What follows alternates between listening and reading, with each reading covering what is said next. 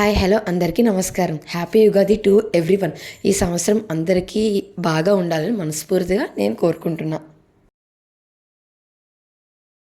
ముందు రోజు అమావాస్య, అది కూడా కొత్త అమావాస్య కాబట్టి ఒక చిన్న పరిహారం చేసుకున్నాను. అదేంటో మీతో చెప్పుకుంటాను. ఒక చిన్న దీపపు కుద్దు తీసుకొని దాంట్లో 4 ఒత్తులు మనం ఎలా పెట్టుకోవాలంటే తూర్పు, పడమర, దక్షిణ, ఉత్తరం అలా 4 దిక్కుల వైపు ఒత్తులు పెట్టి వెలిగించాలి. వెలిగించేసిన తర్వాత అది మనం మెయిన్ ఎంట్రన్స్కి రైట్ సైడ్ పెట్టుకోవాలి. అది దేనికి అంటే మనకి 4 దిక్కుల నుంచి ఎలాంటి సమస్య వచ్చినా ఆ తల్లి మనకి ఎప్పుడు కాపాడుతూ ఉంటుందని చెప్పుకోవడానికి మనం ఈ చిన్న పరిహారం చేసాం. అండ్ ఆ రోజు నైటే నేను హౌస్ అంతా క్లీన్ చేసుకొని, కిచెన్ అంతా క్లీన్ చేసుకొని మొత్తం క్లీన్గా పెట్టుకున్నా.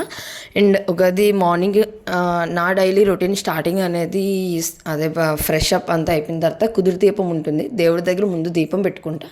దాని తర్వాత పొయ్యి అనేది వెలిగించుకోవాలి. అందుకు నేను ఫస్ట్ ఏం చేశాను అంటే అన్నపూర్ణాదేవి తల్లిని నేను వంటగదిలో పెట్టుకుంటా. ఆ తల్లికి ఫస్ట్ అన్నీ కిందన పసుపు రాసేసి పద్మ ముగ్గు వేసి ప్లేట్లో ఆ తల్లిని అదే బియ్యం కొద్దిగా చిన్న వెండి గిన్నెలో బియ్యం వేసి ఆ తల్లిని కూర్చోపెట్టి అక్కడ దీపం వెలిగించుకున్నాం. మార్నింగ్నే ముగ్గు వేసుకున్న తర్వాత మార్కెట్ వెళ్ళా, బంతి పువ్వులు, మామిడాకులు ఇవి తెచ్చుకున్న దాన్ని ఎంట్రన్స్లో కొద్దిగా మంచిగా డెకరేట్ చేసుకుని అది మీరు చూస్తూ ఉంటున్నారు కదా ఈ వీడియోలో. అది అయిపోయిన తర్వాత నేను బాగా నమ్ముతా, ఇంట్లో పాలు పొంగించడం అనేది ఒక మంచి శుభ సూచకంగా.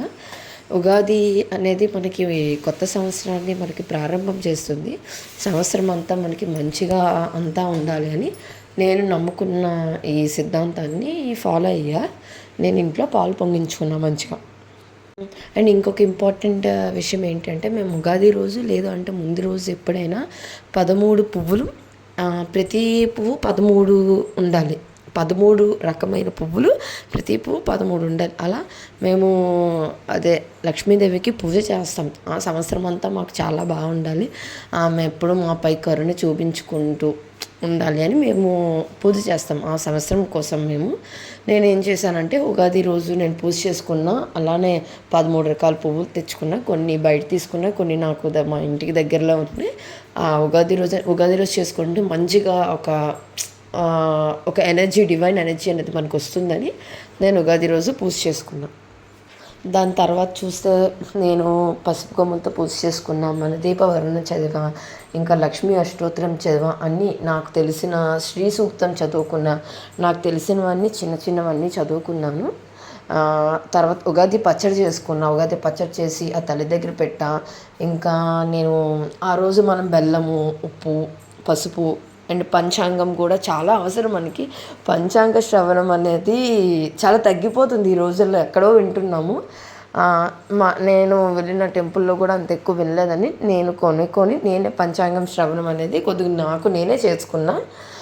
అవన్నీ కొనుక్కున్నా. మళ్ళీ ఫ్రూట్స్ అన్నీ ఆ తల్లి దగ్గర పెట్టా. అంతా మంచిగా తల్లి కరుణ ఎప్పుడు మనపై ఉండాలి, మనకి కష్టాలు రావాలి కానీ ఆమె మనకి ఎప్పుడు తోడుగా ఉండాలి అని ఈజీగా. అండ్ ఆదివారం అనేది చాలా మంచి ఎనర్జీ. ఆ సూర్య భగవానికి ప్రార్థించుకున్న, అర్ఘ్యం ఇచ్చా, ఆదిత్య హృదయం చదువుకున్న, ఆ తండ్రి ఎప్పుడు మాకు తోడుగా ఉండాలి, ఇలా చేయాలి అని.